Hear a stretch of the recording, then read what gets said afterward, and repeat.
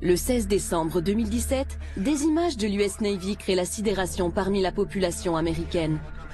Jusque-là classées secret défense, 3 vidéos d'objets volants non identifiés filmés par des F-18 sont révélées au public. Elles seront authentifiées par la Navy en novembre 2019. La première vidéo remonte à novembre 2004. Elle est filmée par une patrouille à proximité du porte-avions américain Nimitz. Sur ces images, un objet en forme de gélule effectue des manœuvres qui défient les lois de la physique. Ce sont les radars du navire de guerre USS Princeton qui confirment la présence de plusieurs objets ce jour-là. Une patrouille de F-18 est immédiatement envoyée sur place et filme l'un de ces objets volants non identifiés. Dans le jargon militaire et scientifique, on les appelle PAN, pour phénomènes aérospatiaux non identifiés. Dans le même temps, le très sérieux New York Times révèle l'existence d'un programme secret. Ce soir, CNN a appris que le Pentagone avait un programme de recherche secret sur les ovnis. Le programme s'appelait le Programme d'identification avancée des menaces aérospatiales, dirigé par l'officiel Luis Elizondo. Des dizaines de millions de dollars ont été alloués au programme par l'ancien leader de la majorité au Sénat, Harry Reid. À cette époque, j'étais le chef du Sénat et j'ai parlé au sénateur d'Hawaï, Daniel Inouye, et au sénateur de l'Alaska, Ted Stevens. Ils étaient tous deux représentants du comité des crédits. C'est lui qui détermine où les crédits pour la défense sont investis. Il contrôlait aussi ce qu'on appelle les fonds secrets, des lignes de budget noirs qui n'apparaissent nulle part. C'était secret, c'était classifié. Et je leur ai demandé de se rencontrer dans une chambre sécurisée du Capitole. Là, je leur ai exposé les faits. Et je leur ai dit que je voulais qu'on dépense de l'argent pour essayer de comprendre de quoi il pouvait bien s'agir. Ces révélations sont reprises par tous les médias américains. La divulgation de l'existence d'un programme secret à 22 millions de dollars pour étudier les ovnis est prise très au sérieux. Alain Juillet est l'ancien directeur des renseignements des services secrets français, la DGSE. Le fait que ce soit un sénateur américain qui ait demandé, qui ait insisté pour qu'il y ait cette enquête, montre quand même que ça correspond à une vraie problématique. Néanmoins, les Américains, quand ils ont décidé, à la demande du sénateur de faire l'enquête, l'ont faite parce qu'il y avait déjà eu un certain nombre de problèmes sur lesquels les pilotes américains en particulier s'étaient interrogés, je dirais, les pilotes et les autres, en voyant les images de ce qu'ils avaient pu regarder. Aux États-Unis, l'affaire fait grand bruit. Et David Fravor, pilote d'un des F-18 présent lors de l'affaire du Nimitz, témoigne sur CNN à une heure de grande écoute.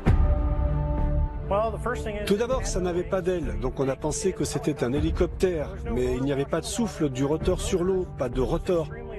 C'était extrêmement abrupt, comme une balle de ping-pong qui rebondit sur un mur et change de direction. Et sa capacité de planer au-dessus de l'eau, puis de repartir à la verticale de 0 à plus de 12 000 pieds, puis d'accélérer en moins de 2 secondes et de disparaître, c'est quelque chose que je n'ai jamais vu de ma vie. Je crois, comme les autres témoins de ce phénomène, qui ont vu l'objet ce jour-là, qu'il s'agit de quelque chose qui ne vient pas de notre monde. Pour les experts, ce témoignage est hallucinant et légitime les vidéos.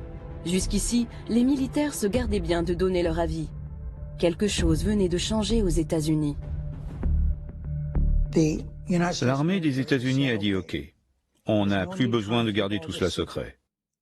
Donc, les pilotes peuvent rapporter ce type de phénomène sans avoir peur pour leur carrière. Dorénavant, ils peuvent rapporter cela à leurs supérieurs. Avant, ils ne pouvaient pas le faire. Mais les Américains ne sont pas les seuls à étudier le sujet de façon sérieuse. À travers le monde, de nombreux pays ont créé des organismes ou des programmes de recherche sur les phénomènes aérospatiaux non identifiés. En France, la commission Sigma 2 examine les cas les plus crédibles comme celui de l'affaire Nimitz. Donc on a essayé de reconstituer ce qui a été observé lors des exercices navals qui se déroulaient entre Nimitz, Princeton, etc. Du 10 au 13 novembre 2004, un certain nombre d'observations répétitives d'écho-radars, 8 à 20, observées au-dessus des îles Catalina, sur une trajectoire sud, à 80 000 pieds et à peu près 100 nœuds. Donc 100 nœuds, c'est une vitesse qui est extrêmement basse pour un avion, et qui plus est à des altitudes de ce niveau. Créé en 2013, Sigma 2 est constitué de pilotes de chasse, d'ingénieurs, de militaires et même d'astronautes, dont le français Jean-François Clairvoy. Pierre Bescon, lui, est l'ancien directeur du site de Kourou en Guyane, où sont lancées les fameuses fusées Ariane. Je ne suis pas du tout d'accord avec certains scientifiques, par exemple, qui disent oh, bon, tout ça c'est des bêtises. Non, si on fait des observations qui sont avérées avec des gens qui ont l'habitude d'observer, comme les pilotes par exemple de chasse, qui voient des choses et c'est pas n'importe quoi ce qu'ils ont vu, si on ne comprend pas, on range l'information sur une étagère en attendant d'avoir une compréhension scientifique un peu meilleure de certains phénomènes physiques, en attendant de pouvoir travailler correctement sur le sujet. Mais on ne dit pas c'est des bêtises. De mon point de vue, ça n'a pas de sens. Quand on dit faut-il croire aux ovnis, aux phénomènes aérospatiaux identifiés, le sujet n'est pas là. Il y a des recherches qui se font sur le sujet. ECHO, donc, qui sont répartis de façon uniforme au nombre de 14 sur une distance d'à peu près 100 miles, avec des altitudes variant de 28 000 pieds jusqu'à 500 pieds. Et ces informations donc sont corrélées entre les différents radars. Sigma 2 travaille en étroite collaboration avec le très officiel Centre national des études spatiales français, le CNES, et plus précisément l'une de ses branches, le GEPAN, groupe d'études et d'informations sur les phénomènes aérospatiaux non identifiés. Depuis plus de 40 ans, il tente d'élucider l'origine de certains ovnis. Le GEPAN est à la charge de collecter, d'analyser et d'informer par rapport à des observations qui ont été faites par des témoins sur le sol français. Le GEPAN n'est pas un service d'alerte, n'est pas un service de recherche, n'est pas un service de surveillance de l'espace, mais bien un service d'analyse des témoignages à partir de témoignages humains, plus des photos qui accompagnent, des croquis et toute information que peut nous amener le témoin. Notre rôle au niveau technique, c'est de faire une analyse par rapport à des phénomènes connus. On cherche un rapprochement entre l'observation, qui est empreinte d'émotion, qui est empreinte d'étrangeté. Oh! Oh! Mais ne hurle pas comme ça! Oh! Oh maman! Mais c'est quoi? Pourquoi tu hurles? Mais c'est extraordinaire! Arrête de hurler comme ça, enfin! C'est des étoiles! Mais non, c'est pas des étoiles! On n'a jamais vu ça! Je vais dire après. Mais il faut surtout appeler, il faut appeler je sais pas quoi là. C'est le rôle donc du GEPAN, c'est d'arriver à identifier des phénomènes connus qui peuvent correspondre, ou probables, quand on n'est pas totalement sûr, quand on n'a pas la preuve, ou dans certains cas qu'on n'arrive pas à exploiter parce que les données ne sont pas assez complètes. Et sinon, avec des données complètes ou une étrangeté mais qu'on n'a pas expliquée, on reste sur des cas inexpliqués. C'est d'ailleurs l'un de ces événements en France, très proche des cas révélés par l'US Navy, qui est à l'origine de la création du GEPAN. Un ancien directeur du groupe, Jean-Jacques Velasco, qui fut en poste pendant 21 ans, aujourd'hui expert indépendant, se souvient d'ailleurs qu'une affaire non élucidée est à l'origine de la création de l'organisme. En France, en 1951, un cas a sollicité en fait l'intervention de l'armée de l'air. Des pilotes qui étaient en patrouille ont observé au-dessus de la région d'Orange un objet qui se déplaçait à une vitesse qui correspondait à la vitesse de l'avion. Quand ils ont voulu le rejoindre pour faire l'interception, l'objet en fait a calqué sa vitesse sur celle des avions et à un moment donné il a accéléré de façon considérable. À partir de ce moment-là, un rapport a été fait à l'état-major de l'armée de l'air, c'est remonté même jusqu'au ministre, et on a commencé à prendre en compte très au sérieux ces observations. Et là, des recommandations étaient faites pour créer en France un organisme qui permettait de collecter et d'analyser ces données. Et c'est ainsi que Claude Poher, qui était un ufologue, mais en même temps astronome, et qui travaillait au CNES, a été chargé de créer le GEPAN. Je trouve que c'est le courage du CNES, à une époque, d'avoir dit eh ben, on va répondre à cette interrogation-là, et donc on crée le GEPAN. Et ça, c'était très courageux, parce que précisément, c'est une approche qui est scientifique. Il y a des phénomènes observés qu'on ne comprend pas, eh ben, on va interroger les gens qui observent les choses et puis on va regarder si on peut étudier cette question-là, on va regarder si on peut répondre à cette préoccupation. Ça, c'est une démarche scientifique. Donc la première patrouille, en fait, est envoyée à peu près 60 miles du Nimitz. Il y a l'observation d'une trace d'écume au niveau de l'eau. L'un des F-18 donc va engager une manœuvre de descente rapide au contact de cette zone d'écume. Et donc l'objet décrit comme un grand tic-tac va changer de position et va grimper. Donc voilà, il y a une manœuvre qui pourrait sembler intelligente. Bon, suite des opérations, ce n'est que la troisième vague de F-18 qui, elle, est équipée de caméras infrarouges, qui va rallier le point, qui va en faire ces fameux enregistrements. Voilà. Et derrière les images, ce sont surtout les commentaires stupéfaits des pilotes de l'US Navy qui interpellent. My gosh. They're all going against the wind. The wind's 120 knots to the west. Look at that thing, dude.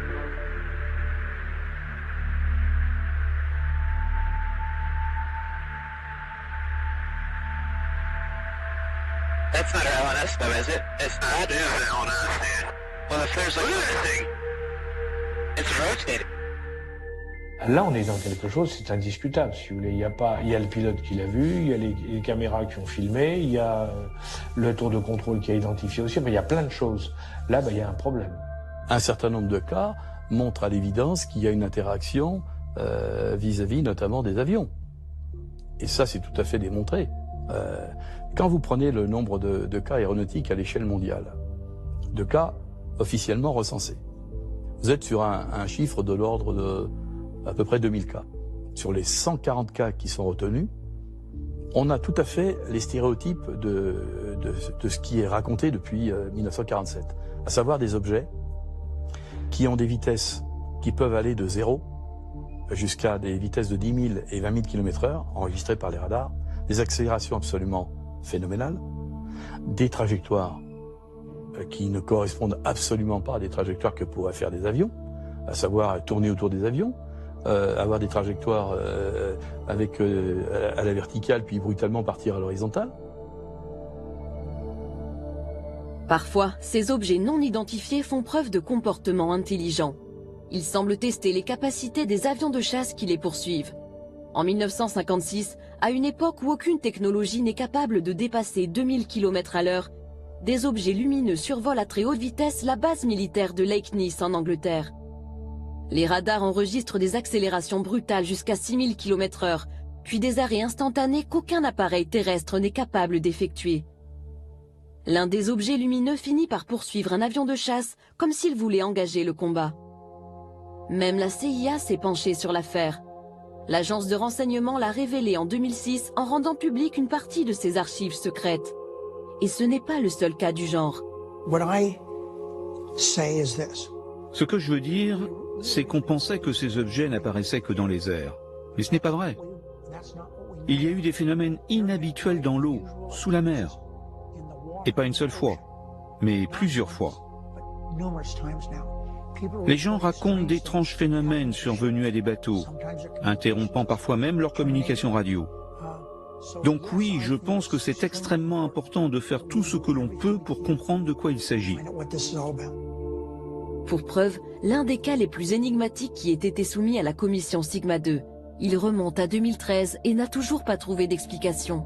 Un dossier qui n'est pas totalement clos, qui est un cas d'observation qui est fait au soir du 25 avril 2013 sur l'aéroport d'Aguadilla, à Porto Rico. D'abord par le contrôle aérien. Le contrôle aérien relève des échos radars bizarres. Bon. Et puis signalerait une lumière à un avion de patrouille maritime américain qui est équipé d'une caméra infrarouge visible qui va être utilisée donc dans cette affaire-là. On voit une tache fluctuante donc d'un objet qui se promène, on va dire au-dessus, je dirais, des abords de l'aéroport. Ce qui est plus extraordinaire par contre, c'est qu'après, cet objet semblerait survoler la mer et plonger dans l'eau sans effet de splash, disent les Américains, et laisser d'ailleurs une trace thermique dans l'eau, ce qui est bizarre, parce qu'en fait un objet immergé dans l'eau, l'eau est opaque aux infrarouges et donc va constituer normalement un écran qui efface toute trace. Il se trouve qu'il y a une trace résiduelle qu'on ne sait pas bien expliquer. Et enfin, pour terminer, cet objet semble ressortir de l'eau et se séparer en deux. Ce cas exceptionnel a été longuement étudié par un groupe d'experts américains qui s'est procuré les images peu de temps après leur tournage. Des images réalisées à partir d'un avion des services secrets intérieurs des États-Unis. Ce cas incroyable a fait l'objet d'un rapport de 160 pages, résultat de plusieurs mois d'enquête. Ses conclusions sont claires, le phénomène reste inexplicable. En particulier, sa capacité à rentrer dans l'eau sans faire de vagues, puis à se séparer en deux, demeure un mystère scientifique et technique.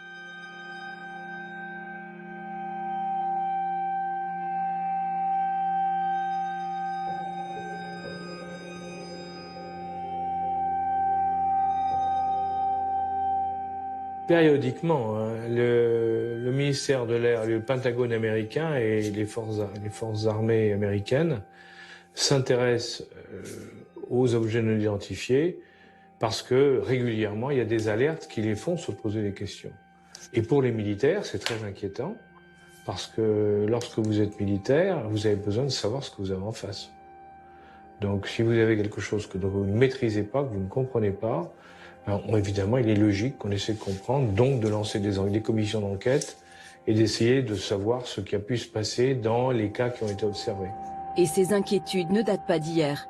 Depuis la fin de la Seconde Guerre mondiale, les autorités américaines ont lancé plusieurs commissions d'enquête sur ces phénomènes. En particulier, le projet Blue Book, autrefois dirigé par le célèbre astronome Joseph Allen Hynek. Ce scientifique ne croyait pas aux ovnis. Mais au bout de plusieurs années d'études, il a fini par douter, et même par valider la réalité de ces phénomènes inexplicables. À cette époque, les forces armées américaines elles-mêmes sont déjà contraintes de communiquer sur ces affaires très spéciales. I am here to discuss the so-called flying saucers. The Air Force interest in this problem has been due to our feeling of an obligation to identify and analyze to the best of our ability anything in the air that may have the possibility of threat or menace to the United States. In pursuit of this obligation, since 1947, we have received and analyzed between 1,000 and 2,000 reports.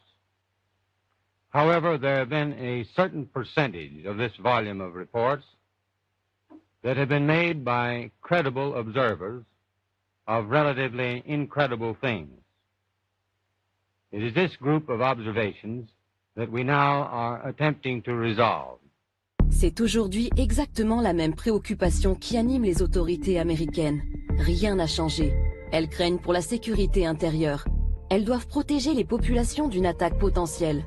Comme dans les années 50, cette interrogation a motivé l'analyse des images filmées par l'US Navy ces dernières années. C'est même la raison d'être du fameux programme A-Type. Il y a eu beaucoup d'événements rapportés. Et la technologie embarquée à bord des avions s'est aujourd'hui beaucoup améliorée. Ils peuvent prendre des photos de ces phénomènes, et on a d'excellentes photos de ces objets. Sont-ils une menace? J'en sais rien. Mais je sais que nous ne pouvons pas juste détourner la tête et faire comme s'ils n'existaient pas, car ils existent.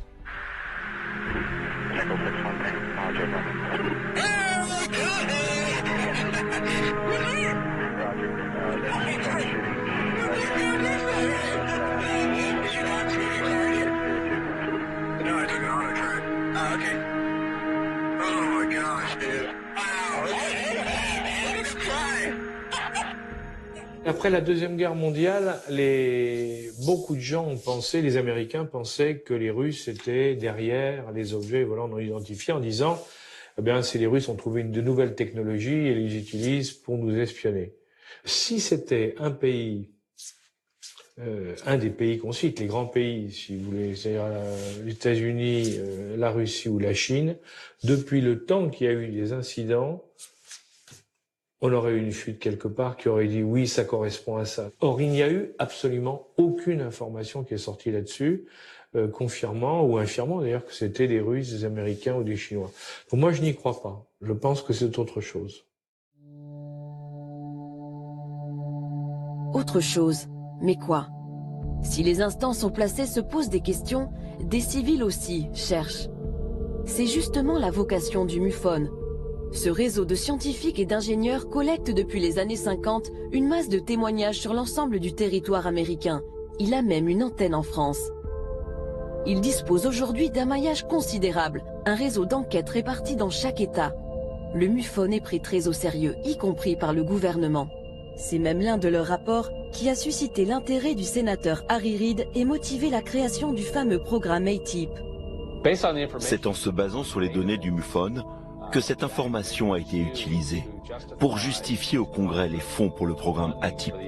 C'est ce qui a été révélé dans l'article en première page du New York Times le 16 décembre 2017 à propos des développements secrets du Pentagone liés aux ovnis.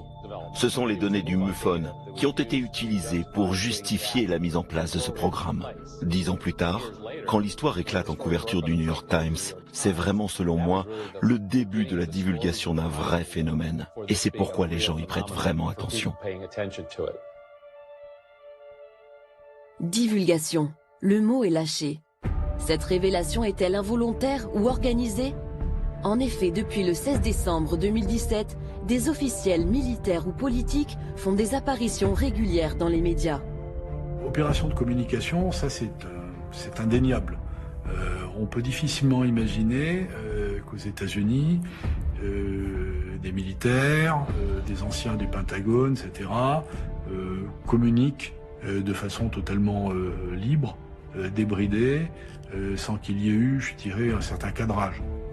À partir du moment où vous avez une campagne de communication par des professionnels et qui expliquent effectivement ce genre de choses, le moins qu'on puisse dire, c'est qu'au minimum, c'est une sensibilisation de la population américaine. Au minimum. Hein.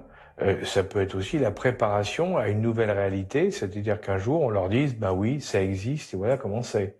On les aura préparés à ça. Imaginez simplement qu'on nous dise, écoutez, maintenant on est sûr de nous, on a la preuve que notre monde est également visité par d'autres mondes, où il y a des passages entre plusieurs mondes qui se font. Autant vous dire que ça va quand même créer un vrai problème au niveau, ça va faire réfléchir beaucoup de monde, parce que ça veut dire qu'on rentre dans autre chose, et une problématique où il y a effectivement, il y a des risques qu'on ne maîtrise absolument plus. A priori, ils sont gentils, mais on n'en sait rien. Et de toute manière, on ne maîtrise rien. Alors, donc là, donc ça veut dire qu'on est avec quelque chose qu'on ne maîtrise pas.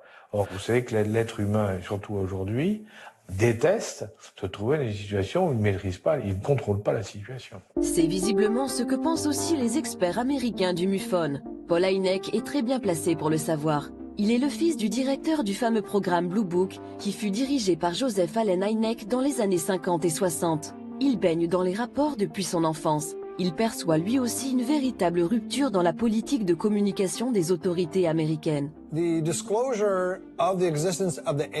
La divulgation de l'existence du programme ATIP, programme d'identification avancée des menaces aérospatiales, et la divulgation récente de ce que la marine a vu et a admis avoir vu sur une période de plus de 9 mois, tous les jours des ovnis, et ils ne peuvent pas les expliquer, et ils ont bien franchement besoin d'aide. Donc il me semble, et mon ami Richard Dolan est très convaincant dans ses présentations qui ont mené à ce qui pourrait être une grande divulgation. Il me semble, dans les activités récentes du gouvernement américain, que le gouvernement essaye d'habituer la population à la possibilité d'une grande révélation.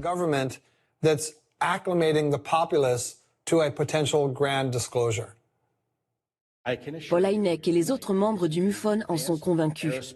En 2018, ils ont même invité l'ancien directeur du programme ATIP, Luis Elizondo, qui est venu confirmer leur intuition. Je pense que la divulgation a déjà été faite. Je ne pense pas que cette révélation soit un événement, c'est un processus.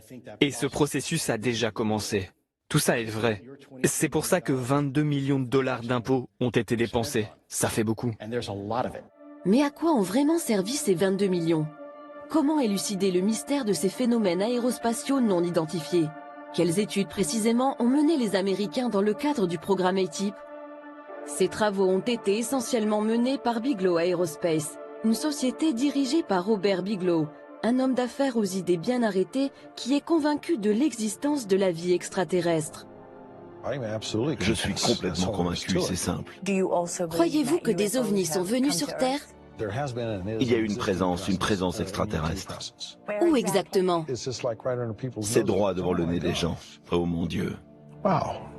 Pourquoi le sénateur Reid a-t-il décidé de travailler avec Bigelow Aerospace? Un choix qui peut paraître surprenant et qui d'ailleurs lui fut reproché par certains. Il se justifie aujourd'hui. Je voulais dépenser cet argent et nous avions 22 millions de dollars. Mais on ne pouvait pas donner simplement l'argent directement à quelqu'un. Donc nous avons fait un appel d'offres auprès des sociétés intéressées. Bigelow a fait une proposition et l'armée américaine a trouvé qu'elle était la meilleure. C'est pourquoi il a eu le contrat. Il l'a eu pour plusieurs raisons. Tout d'abord, il était intéressé par ces objets depuis très longtemps. Et donc il a proposé des choses qu'aucun autre contractant ne pouvait proposer, ne serait-ce qu'en termes de bureaux et de technologie. Il a fait une excellente proposition et c'est pour cela qu'il a eu le contrat. Et je suis content que ce soit lui. Alors sur quel domaine la société Bigelow Aerospace a-t-elle travaillé? Sur ce document récemment déclassifié de la DIA, le département du renseignement militaire américain, on découvre les recherches menées par la firme. Au total, 38 sujets d'études très complexes qui concernent des technologies futuristes et non maîtrisées aujourd'hui. Par exemple, l'antigravitation, la propulsion nucléaire dans le spatial, la recherche des trous de verre permettant de pénétrer des univers parallèles, l'énergie négative ou encore la magnéto-hydrodynamique. Ce n'est pas un hasard si ces recherches de pointe ont été menées par Bigelow Aerospace. En 1995, avant même de fonder sa firme, Robert Bigelow crée le National Institute for Discovery Science dans le but d'élucider de nombreux mystères scientifiques, dont les ovnis. Il y investit des millions de dollars de sa fortune personnelle. C'est simple, pour les spécialistes, Robert Bigelow est un héros national. Robert Bigelow a dépensé plus d'argent que n'importe qui dans le monde, de son argent privé, pour financer des recherches sur les ovnis. D'après moi, c'est un héros au sein de la communauté ufologique.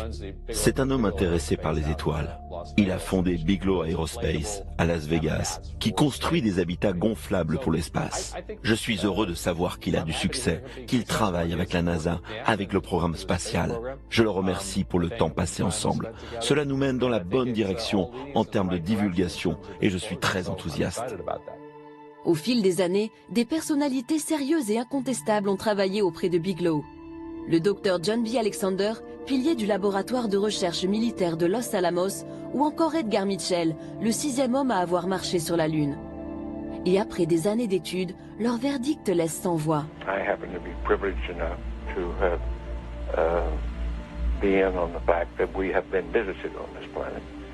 And the UFO phenomenon is real, although it's been covered up by our governments for quite a long time. Whoa! Hang on a minute. Well, this is big. Whoa! This is all of this is quite a shock to me. Well, I'm sorry you haven't been reading the papers recently. It's starting to open up quite a bit. So you're telling me? Well, there's a lot of information to take on board. Hang on a minute. I mean, listen. I've heard. Crazy UFO nuts tell me this kind of thing before. I've never had Dr. Ed Mitchell, the sixth man to walk on the moon, a respected scientist in his own right, announce to me that we've been visited by aliens from other planets and that they definitely are out there. There's no debating it. Well, that's the first time you've ever talked to me, or I've told you about it before.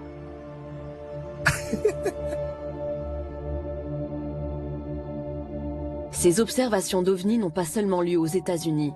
Certains dossiers, y compris en France, continuent de bousculer les certitudes des esprits les plus rationnels. Et nous poussent à nous poser sérieusement la question, sommes-nous visités par une intelligence non humaine ?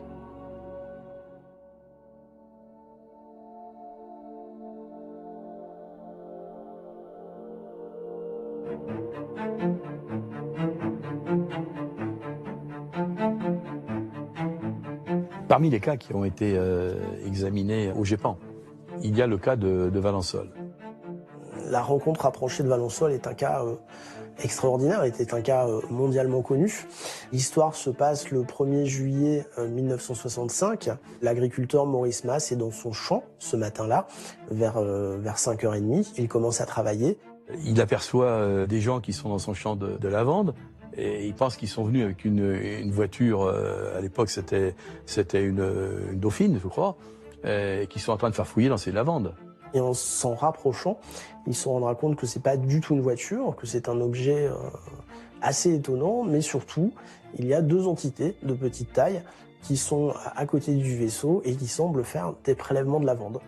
Et là, à sa grande surprise, il constate qu'il a affaire à des petits êtres qui se retournent, et l'un d'entre eux va sortir de sa poche une espèce de tube qui va le paralyser. La paralysie du témoin, c'est quelque chose de tout à fait curieux, puisqu'en fait, il avait toute sa conscience, mais il était paralysé sur le plan musculaire. Et le vaisseau va partir immédiatement. Alors il a dit, je ne pouvais plus bouger, je ne pouvais plus faire un mouvement, mais j'étais bien. J'étais bien, mais je ne pouvais plus ni avancer, ni reculer, j'entendais tout, je voyais tout, mais je ne pouvais plus bouger. Alors on peut imaginer peut-être qu'elles l'ont immobilisé comme on immobiliserait une bête sauvage, sans vouloir de faire de mal, si jamais elle se rapprochait un peu plus de nous. Il a dit, et ça, pour moi, c'est une phrase que j'oublierai jamais, dans leurs yeux, je lisais de la bonté. Dans leurs yeux, je lisais de la bonté. Et bien ça, pour moi, ça résume toute l'histoire. On n'invente pas quelque chose comme ça. Il rentre chez lui, et là, il va tomber dans un profond sommeil qui va durer plusieurs jours. Il dormait sans arrêt, il fallait que sa femme le réveille. Il fallait que son épouse dise « Maurice, réveille-toi, ça fait 10-12 heures que tu dors ». Alors ça s'invente pas non plus. Il ne pouvait plus garder une montre. Ou à l'avancer, ou à le reculer, ou... Voilà. Une montre, il ne pouvait plus s'en servir. Voilà. Ça ne lui servait plus parce que la montre n'était jamais à l'heure. Les gendarmes vont se rendre sur place. Ils vont constater qu'il y a une trace au sol. Il y a une trace qui est tout à fait particulière et qui est étonnante. Cette trace, elle consiste en un cylindre qui est creusé dans le sol, avec 3 trous obliques qui partent au fond. C'est lisse, comme s'il y avait un outil qui avait donc forgé ce sol. Et puis des traces de plot qui visiblement est en appui sur le sol. Il y avait un trou, donc, et dans lequel j'ai envoyé ma main sur à peu près une hauteur de 50 cm et qu'on pouvait dire qu'il y avait comme s'il y avait des griffes qui s'étaient comme une arrimage. C'est bien ça, hein, dire bon là. Et là, tu vois ici, là, de ce côté, il y avait les amandiers là. Ouais. Et derrière les amandiers, je me souviens bien, il y avait une vigne. Il y avait des amandiers à l'époque qui étaient plantés en rang d'oignons. Et selon la trajectoire d'envol de ce qu'on pouvait appeler l'engin, la partie gauche des amandiers était jaunie comme par une forte chaleur. Alors c'était surprenant parce que d'un côté de l'amandier c'était vert et de l'autre côté c'était jaune. Il faut savoir que pendant 10 ans, il n'a plus rien poussé. Il a replanté des lavandes, il a replanté du blé. Pendant 10 ans, sur ce petit morceau, c'est pas parce que c'était pas quelque chose d'immense, hein. Donc il n'a plus rien poussé. Ça lui est tombé dessus. Il n'aurait jamais rien dit à son meilleur ami. Peut-être que l'histoire se serait arrêtée là, quoi. Il aurait emporté avec lui.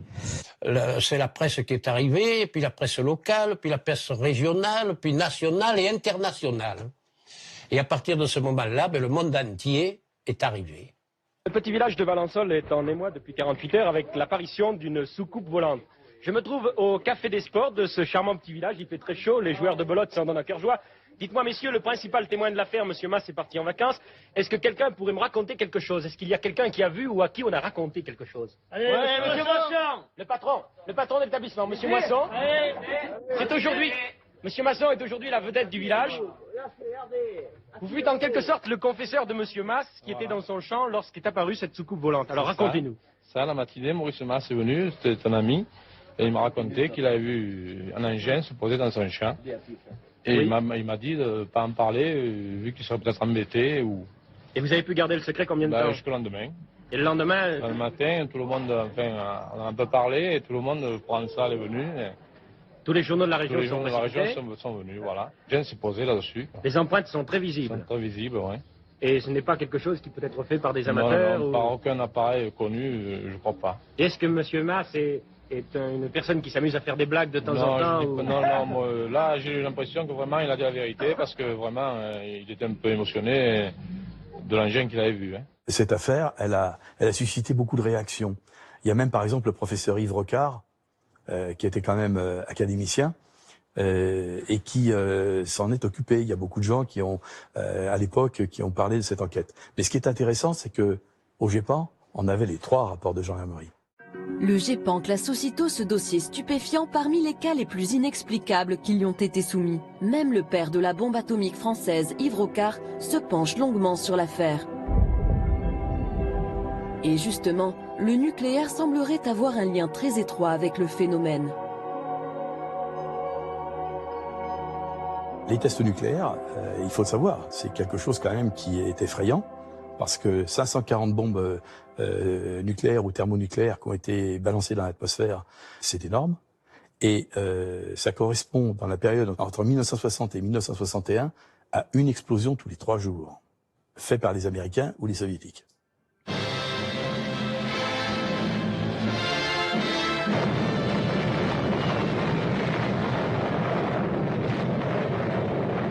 This is atomic energy. Dès 1949, il y a déjà des indices selon lesquels il se passait des choses tout à fait surprenantes en termes de localisation de ces phénomènes. Les sites stratégiques nucléaires en particulier étaient survolés. Lors de 2 commissions secrètes qui ensuite ont été divulguées au public, Edward Teller, donc, qui était le conseiller scientifique de la Maison-Blanche, participait, et il était père de la bombe atomique.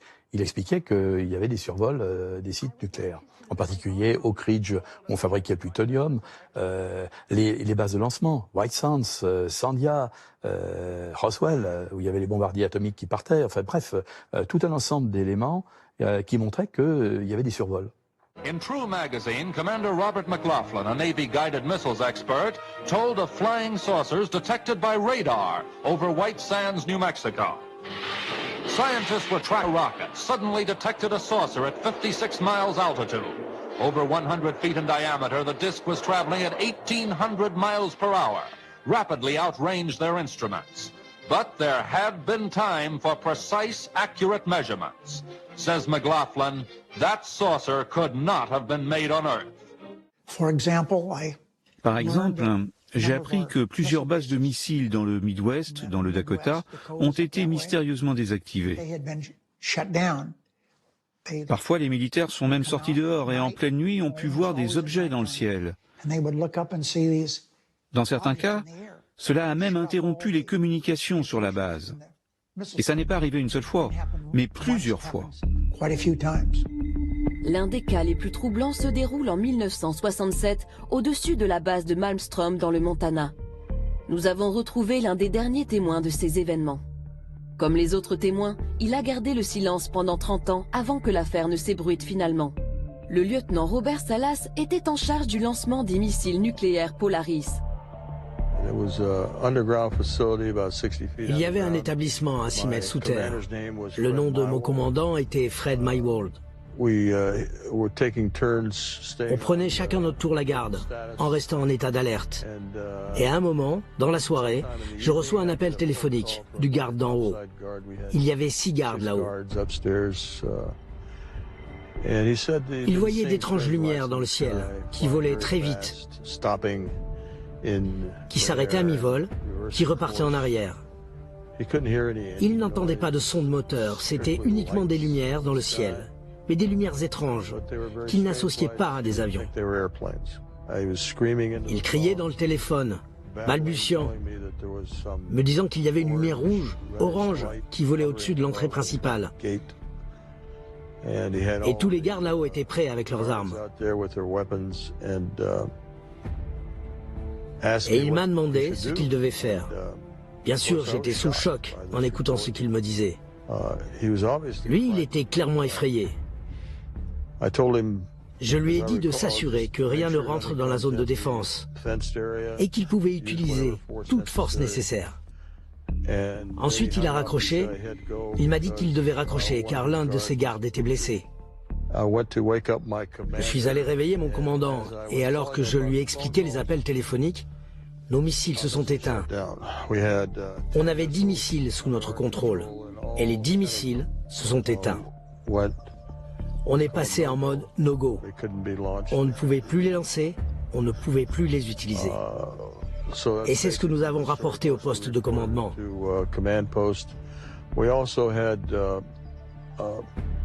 On a aussi eu des alertes lumineuses qui indiquaient qu'il y avait eu des incursions dans les silos de lancement qui étaient situés à environ 1 mile de nous. Donc j'ai envoyé des gardes là-bas pour vérifier la sécurité de ces installations et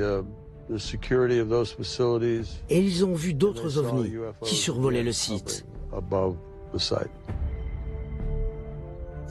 Quand vous superposez les lancements, enfin les tests dans l'atmosphère, avec les cas d'OVNI, vous vous apercevez que vous avez une similitude au niveau des courbes, avec un décalage de 2 ans. C'est très curieux.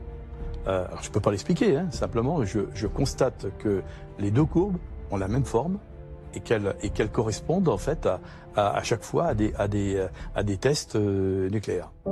Certains vont même beaucoup plus loin et n'hésitent pas à parler officiellement d'extraterrestres en mission commandée. Paul Héllière a été pendant 3 ans le ministre de la Défense du Canada. Pendant la guerre froide en 1961, il y a eu environ 15 ovnis en formation qui ont volé de la Russie vers l'Europe et le commandant suprême des Alliés était très inquiet. Et dans les 2 camps, on était prêt à déclencher l'arme nucléaire. Et puis les ovnis ont changé de direction pour retourner vers le pôle Nord. Donc ils ont décidé de faire une enquête qui a duré 3 ans et ils ont découvert qu'au moins 4 espèces différentes d'extraterrestres ont visité la Terre depuis des milliers d'années. Donc nous avons une longue histoire avec les ovnis. Et il y a eu une augmentation de leur activité depuis des dizaines d'années, depuis que nous avons inventé en fait la bombe atomique. Ils sont très inquiets sur le fait que nous pourrions l'utiliser à nouveau parce que l'ensemble du cosmos est connecté et cela ne nous affecte pas seulement nous, mais d'autres entités dans le cosmos. Et ils ont très peur qu'on puisse être suffisamment stupide pour utiliser à nouveau les armes nucléaires et ce serait très mauvais pour nous, mais pour eux également. Lui, il dit clairement, les extraterrestres existent, ils sont là, ils sont venus nous empêcher, etc. Moi, j'en suis pas là. Je dis simplement qu'il y a des phénomènes, des objets qui sont contrôlés et qui nous mettent en face d'un certain nombre de choses. Est-ce que c'est un signal? Je dirais simplement sur le plan scientifique, pour que les choses soient très claires. Nous, on est capable aujourd'hui, avec des satellites, de détecter des explosions de supernovas qui se trouvent à des dizaines d'années-lumière. Pourquoi une civilisation qui serait plus en avance que nous n'aurait pas la capacité de détecter des explosions nucléaires qui se produisent sur Terre? Parce que l'explosion nucléaire, elle est dans le spectre électromagnétique, elle comporte tous les éléments du spectre électromagnétique. Ça va dans tout le domaine du spectre des micro-ondes, en passant par les ultraviolets et les infrarouges. Donc par conséquent, ce signal qui est un signal artificiel, il peut être détecté de très loin. Et est-ce que ce serait en relation, effectivement, avec le fait qu'il y a eu énormément d'observations qui ont été faites au-dessus des sites nucléaires? La question demeure.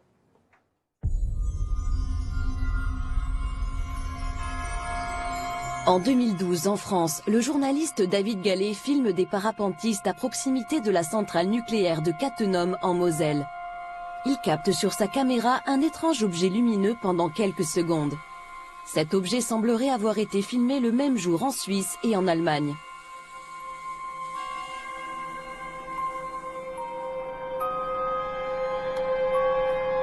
Qu'est-ce que c'est que ce truc?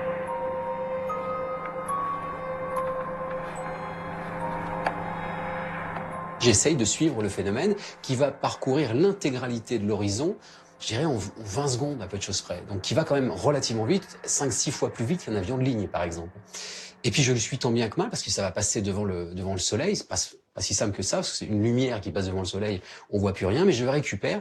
Et à la fin, le phénomène semble, en tout cas moi, ce que j'ai dans l'objectif, disparaître, s'évaporer. Et puis je suis avec quelqu'un qui est un ingénieur du son, qui est à côté de moi et qui me dit mais qu'est-ce que tu fais? Parce qu'il se demandait ce que je faisais avec la caméra, c'est-à-dire je ne suivais plus du tout le paramoteur, mais je balayais l'horizon avec la caméra et je lui dis je crois que j'ai filmé un ovni et puis on rigole quoi. Mais on rigole pas longtemps parce qu'après on va regarder les images sur le petit écran de contrôle de la caméra et puis surtout ensuite dans le montage.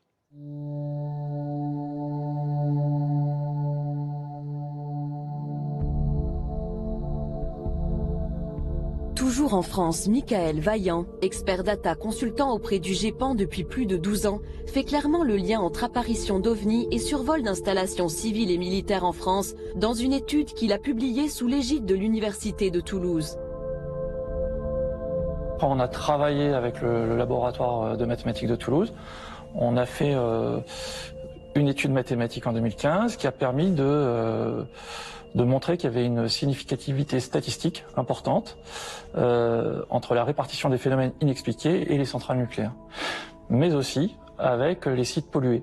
Alors on peut s'interroger effectivement sur la nature de l'intelligence qui est responsable de ces observations, s'il y a une intelligence, parce que ça peut être encore une fois des phénomènes naturels, hein. Et s'il y a une intelligence, elle peut être peut-être endogène, peut-être exogène, toutes les pistes sont ouverte évidemment. Quand on dit endogène, c'est au sens, ça peut être terrestre, ça peut être une surveillance par des pays étrangers qui s'intéressent par exemple à l'état de nos technologies, de nos sites nucléaires. Et peut-être exotique, peut-être une surveillance. On peut entendre par exotique des intelligences que l'on n'a pas identifiées mais qui peuvent être sur Terre, des groupes. On peut imaginer effectivement des extraterrestres si on voulait. C'est probablement l'hypothèse la plus extrême à ce stade. Et on peut s'interroger dans ce cas-là aussi, pourquoi il y aurait des intelligences extraterrestres qui viendraient observer comme ça des sites nucléaires ou des sites pollués. C'est assez, a priori, ce serait assez étrange et savoureux. Que ce soit pour surveiller les humains qui jouent avec le feu nucléaire ou pour toute autre raison, ils sont désormais de plus en plus nombreux, politiques, ingénieurs, chercheurs, à oser parler clairement d'une intelligence non humaine. Je ne peux pas parler au nom du gouvernement, je n'en fais plus partie. Mais aujourd'hui, ma conviction personnelle, c'est qu'il y a de nombreuses preuves qui montrent que nous pourrions ne pas être seuls, quoi que cela veuille dire. Il y a beaucoup de nouveaux cas qui arrivent tous les mois. Il n'y a pas de doute à ce sujet. Les pilotes voient des choses, les marins voient des choses en mer, de nouveaux cas arrivent tout le temps.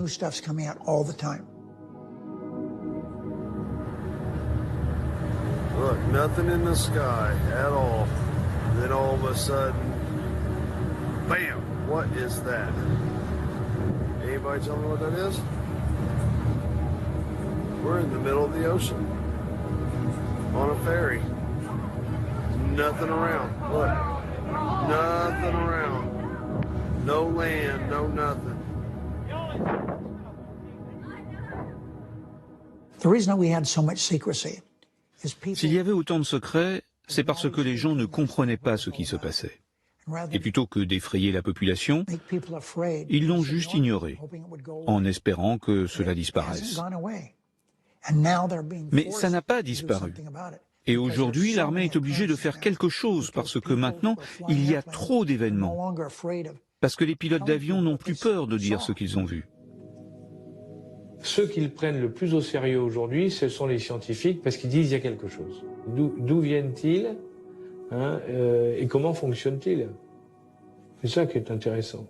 C'est pas imaginable autrement que par des technologies qui sont bien plus en avance que la nôtre. Donc on n'est pas en capacité de le faire. Ça veut dire que ça vient d'ailleurs. Et si ça vient d'ailleurs, ben ça vient de l'espace obligatoirement. Une intelligence qui viendrait de l'espace. Ce qui faisait sourire la communauté scientifique pendant de longues années devient aujourd'hui un vrai sujet. Et pour cause, en 25 ans seulement, les astronomes ont découvert l'existence de 4000 exoplanètes. Des planètes pour certaines semblables à la Terre qui pourraient clairement abriter des formes de vie intelligentes. Et pourquoi pas une civilisation plus avancée que la nôtre.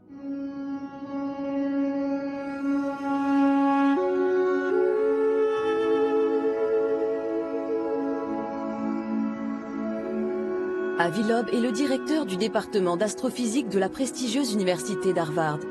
Il est aussi le patron de 2 instituts sur les mathématiques et les trous noirs qui rassemblent de nombreux physiciens, astronomes et mathématiciens.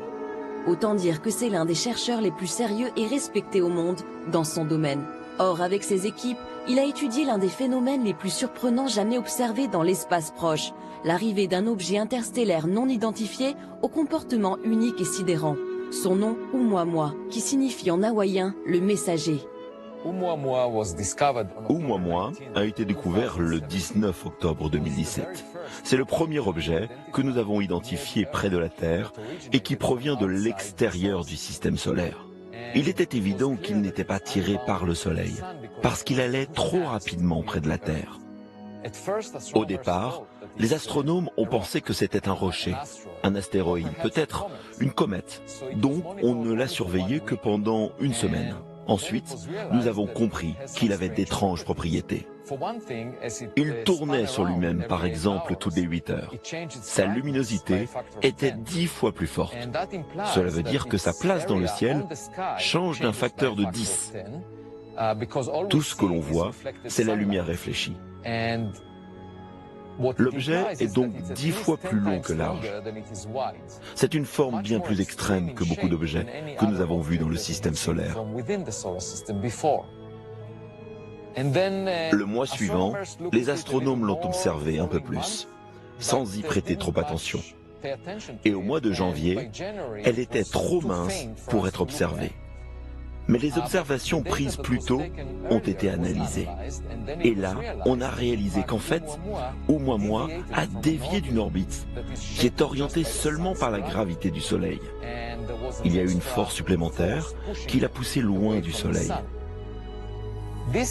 Cela aurait pu être le résultat d'un dégazage, comme on le voit avec les comètes, quand la glace à la surface de la comète s'évapore à cause de l'illumination de la lumière du Soleil. Mais dans le cas de Oumuamua, nous n'avions aucune preuve de l'existence d'une queue de comète. Il n'y avait pas de gaz autour de l'objet. Et il y avait très peu de limites. Et donc, c'est très déroutant. Qu'est-ce qui lui donne cette poussée supplémentaire? Dans un article scientifique que nous avons écrit, nous avons suggéré que peut-être cette poussée est donnée par la lumière du Soleil. Et pour que la lumière du Soleil puisse se réfléchir sur un objet et lui donner une poussée suffisante, l'objet doit être très fin, moins d'1 millimètre d'épaisseur, comme une voile sur un voilier qui serait poussée par le vent.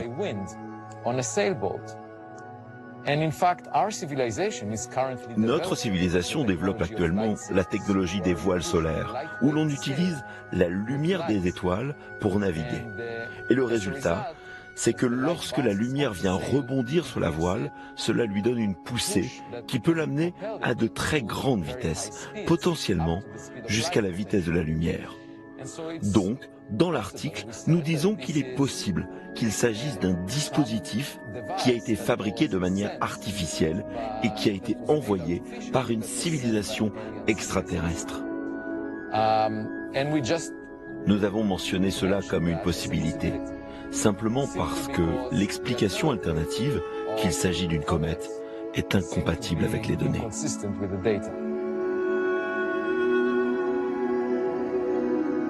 Si la voile solaire d'Avi Loeb reste une hypothèse très exotique mais probable, les technologies qui pourraient expliquer les performances inouïes de ces objets inspirent les scientifiques, les militaires et les firmes privées. Alors, y a-t-il derrière ces programmes de recherche une véritable course pour les technologies de demain?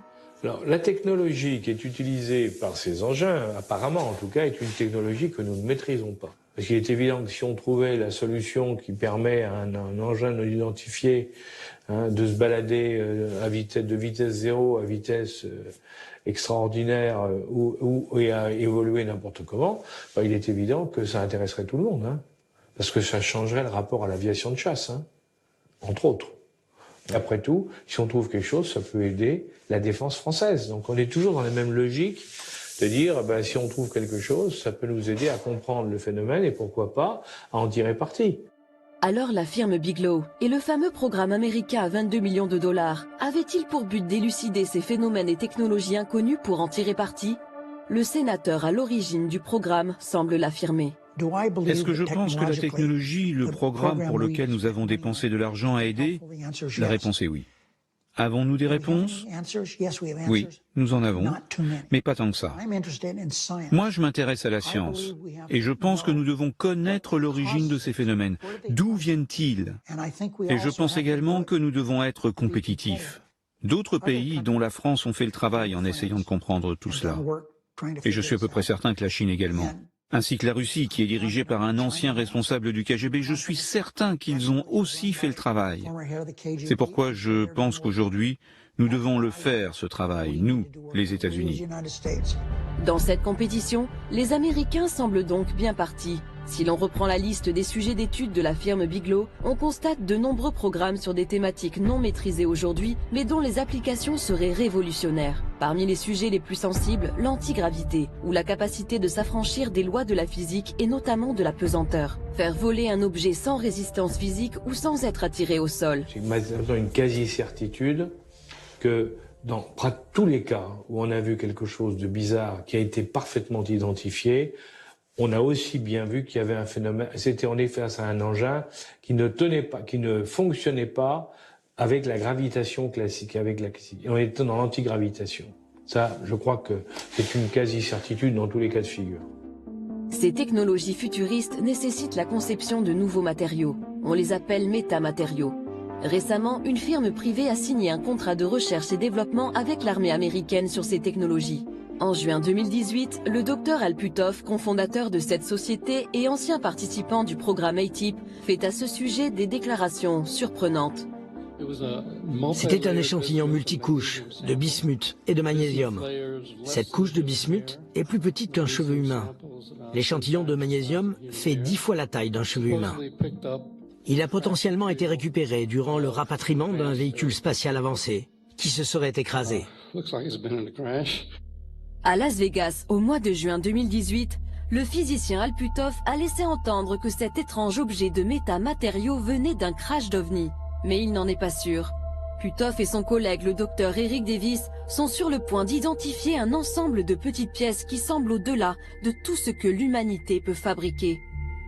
Cet échantillon a été créé par des couches plus fines que des microns, via un processus inconnu sur Terre et dans un but que nous pouvons seulement supposer. Aucune preuve a été trouvée que quelqu'un ait déjà créé quelque chose comme ça.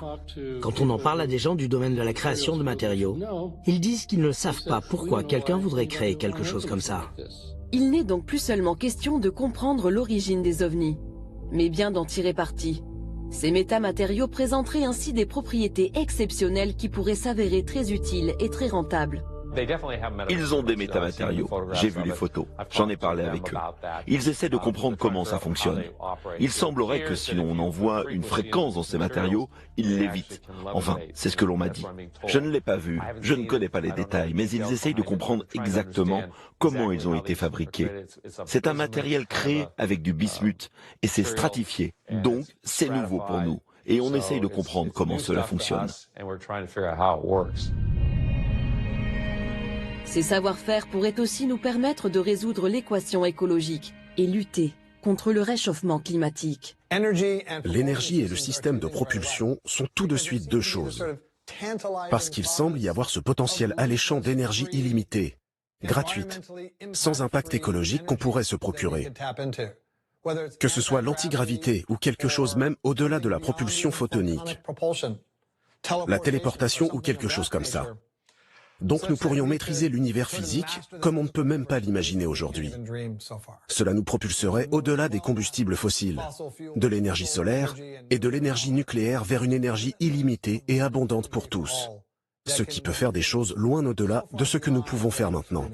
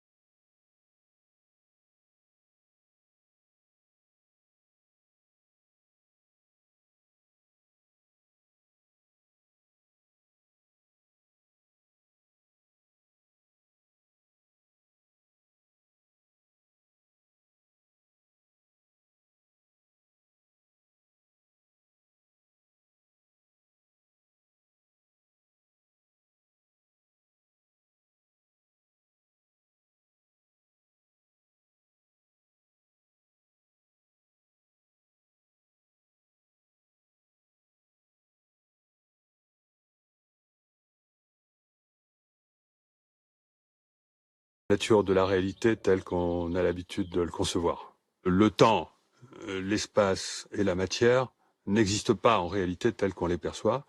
Ce sont des constructions de la conscience à partir d'un champ d'information immensément plus vaste que ce qu'il est coutume d'appeler la matière ou l'espace-temps. C'est également le point de vue du célèbre astronome et spécialiste des ovnis, le docteur Jacques Vallée, un Français parti vivre aux États-Unis qui a collaboré avec le célèbre professeur Hynek du projet Blue Book. Il défend lui aussi un nouveau regard sur la physique. Désormais, pour les exigences de la nouvelle physique de 2061, nous devons d'abord reconnaître que l'univers est un sous-système d'une méta-réalité d'une structure d'information. Tout est une structure d'information et c'est simultané. Nous devrions reconnaître les dimensions comme un artefact culturel. Nous créons les dimensions car nous avons de petites bibliothèques, des coordonnées X, Y et Z, mais nous n'avons pas besoin d'élan physique. Donc nous devrions faire comme nous le sentons avec le concept de dimension dans la physique du futur. Le présent est plus que déterminé, comme le dit Philippe Guillemant. Il est déterminé depuis le passé et depuis le futur. Finalement, la conscience génère l'impression d'espace et de temps. C'est la conscience traversant ce flux d'informations et créant l'illusion de l'espace et du temps. Jacques Vallée a également travaillé avec le docteur John B. Alexander, ancien colonel de l'armée américaine qui était impliqué dans divers programmes de recherche militaire sur le paranormal. Avec Vallée, ils ont été tous deux embauchés par le milliardaire Robert Bigelow dans les années 90, lorsque celui-ci a fondé le National Institute for Discovery Science pour étudier les ovnis et les expériences de mort imminente. Selon moi, il y a une interrelation entre tout et entre bien des phénomènes. Et un des problèmes quand on étudie les ovnis, c'est qu'on a tendance à isoler les paramètres prématurément.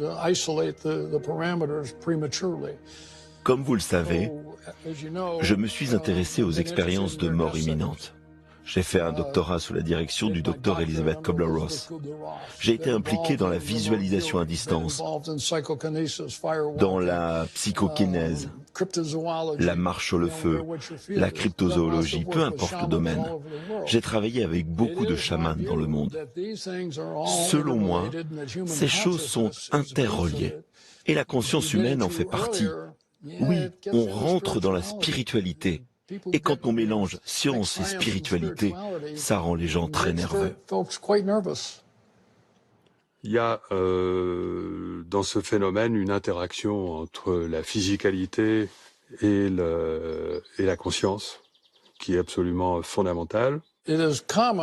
Concernant les ovnis, il est commun de dire que ces technologies ont des milliers d'années d'avance sur les nôtres. Mais ce qu'on réalise, c'est que ce n'est pas vrai. On observe que c'est en avance sur nous, mais pas au-delà de votre capacité de la croire et de la comprendre. On croit que ce sont des choses qu'on aura dans 1000 ans, et elles sont là au bout de 50 ans. Et c'est systématique dans les observations liées aux ovnis. Je vous donne un exemple précis d'un cas rapporté par Jacques Vallée, au début des années 1900, dans l'État de Washington. Un homme est au volant de sa voiture.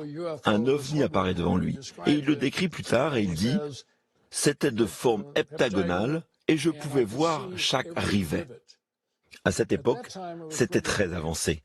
Mais une cinquantaine d'années plus tard, on n'utiliserait jamais de rivet pour voyager dans l'espace. En fait, on a affaire à des engins qui sont capables de rentrer dans notre espace-temps en provenant de l'extérieur, en provenant, on va dire, des autres dimensions. Aujourd'hui, si le principe des univers multiples reste une théorie, elle fait partie des hypothèses pour expliquer la provenance des phénomènes aérospatiaux non identifiés. C'est d'ailleurs l'un des points de recherche du programme A-Type. Ma conviction personnelle, c'est, vous savez, ce sont des théories hermétistes et ésotériques, mais elles remontent à l'origine du monde. Hein. On les retrouve dans les civilisations anciennes, on les retrouve partout, et pas seulement pas en Europe, ou en Égypte ou ailleurs, mais partout on retrouve la même chose, C'est-à-dire que les gens vous disent il y a plusieurs mondes en définitive qui sont parallèles et qui sont juste là à côté l'un de l'autre. Il n'y a pas que le monde, notre monde à nous, le monde que nous percevons nous n'est pas le seul monde. Il y a plusieurs mondes qui s'interpénètrent. Après tout, c'est aussi la possibilité d'être quelque chose qui sort d'un autre monde et qui interpénètre le nôtre à un moment donné et pour un moment très court. Ça, c'est parfaitement possible. Si cette réalité existe, pourrons-nous l'appréhender concrètement? Entrer en contact avec une éventuelle intelligence venue d'ailleurs? Michael Vaillant a travaillé sur les différentes vagues d'observation des ovnis dans le passé. Ces vagues d'observation n'ont pas été très nombreuses dans l'histoire récente de l'homme, hein. Elles ont commencé après la guerre. Elles ont eu lieu sur de grandes régions du globe, à l'échelle des États-Unis par exemple, ou de l'Europe. Pendant quelques jours, semaines, des centaines d'observateurs ont pu rapporter des observations de phénomènes inexpliqués, alors que d'ordinaire, on va avoir, par exemple à l'échelle de la France, un phénomène tous les 2 jours. C'est déjà beaucoup, mais dans ces cas-là, c'est sans commune mesure. Jacques Vallée et d'autres scientifiques ont proposé ce qu'ils appellent une théorie du contrôle, c'est-à-dire que ce serait peut-être des intelligences extérieures qui seraient à l'origine de ces phénomènes, qui contrôleraient l'organisation de ces vagues. Et il y avait derrière cette idée de théorie du contrôle, l'idée d'une théorie de l'apprentissage. Peut-être que le phénomène apprend à l'homme sa présence. C'était un peu l'idée. Il y a des méthodes qu'on appelle méthodes d'apprentissage espacées dans le temps, qui vous permettent de réaliser un apprentissage, effectivement, à l'échelle d'un individu, pas d'une société, et qui vont vous permettre d'économiser l'énergie et le temps que vous allez passer pour apprendre une notion. C'est-à-dire, je suis très feignant, je veux apprendre une liste de mots, et je veux économiser mon énergie, plutôt que de répéter bêtement cette liste de mots de façon séquentielle tous les jours, je vais petit à petit espacer le temps entre mes apprentissages. Et ça suit, à ce moment-là, une loi de puissance, qui est une loi qu'on mesure à l'échelle de l'homme, qui en général est une loi en puissance de 2. C'est-à-dire le temps qui va augmenter de façon à doubler à chaque fois qu'on va vouloir refaire un apprentissage. 1, 2, 4, 8, 16, 32, etc. Et on observe ce schéma, dans certaines de ces vagues d'observation, c'est-à-dire que certaines de ces vagues d'observation sont très précisément reliées par une loi en puissance de 2,04, même précisément. Et cette précision est si importante qu'on peut se poser la question de est-ce que on peut donner une date sur la prochaine des vagues. Voilà. Et la prochaine, en l'occurrence, puisqu'on attend, il se passe plus grand-chose aujourd'hui, nous mènerait en octobre 2035. C'est pas tout de suite, mais c'est pas non plus dans très longtemps.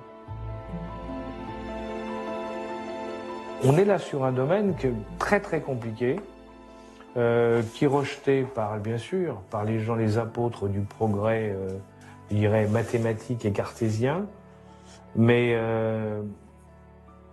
est-ce qu'on n'aura pas des surprises dans le futur? Ça, c'est autre chose. Si les autorités américaines ont encore des choses à révéler, qu'elles le fassent, parce que je pense que les gens sont peut-être prêts à recevoir cette information. Je pense sans aucune hésitation que les recherches scientifiques sur ces objets volants non identifiés sont vraiment bonnes pour l'humanité.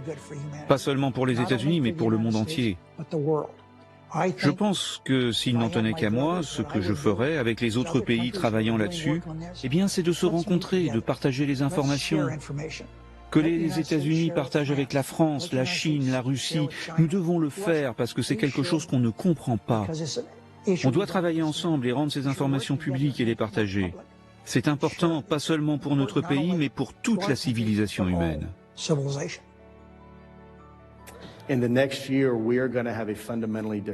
Dans l'année à venir, nous aurons une conversation fondamentalement différente de celle que nous avons aujourd'hui.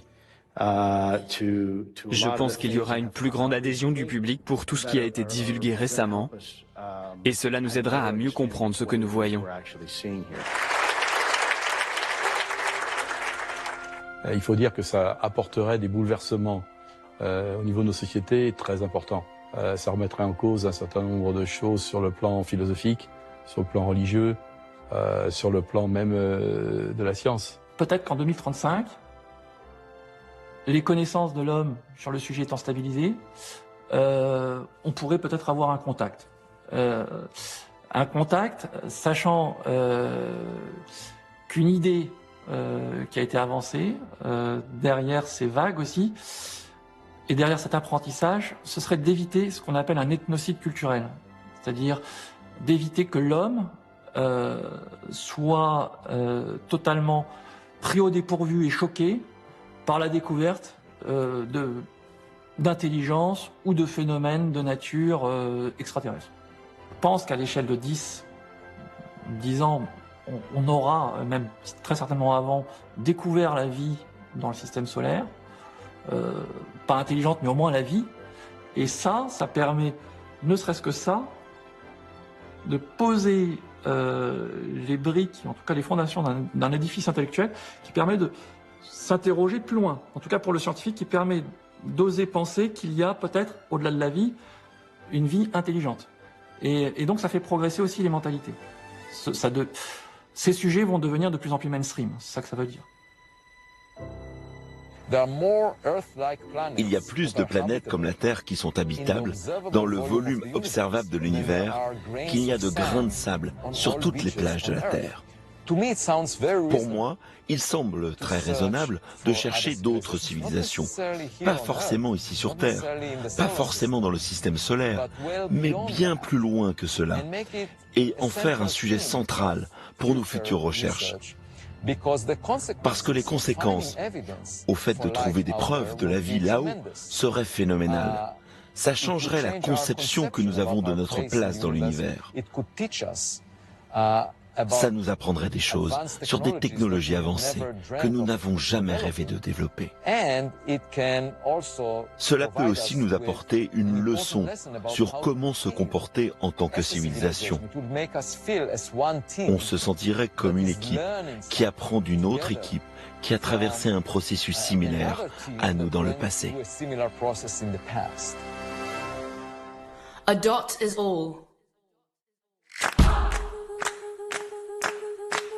A dot is all, it is us, both in the past and in the future.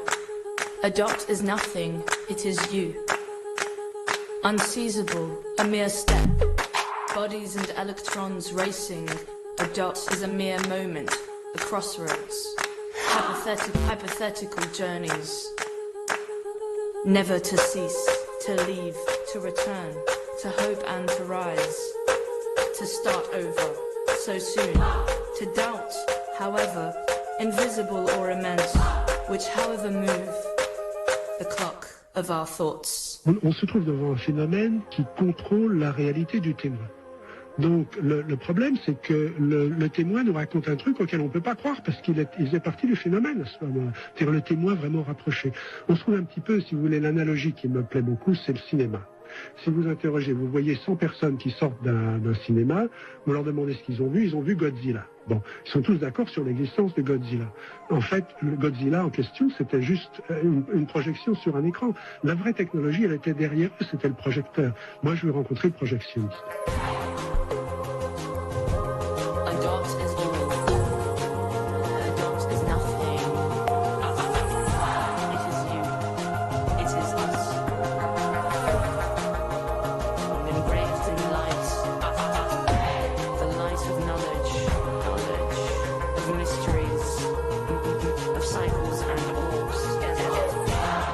Invisible or immense.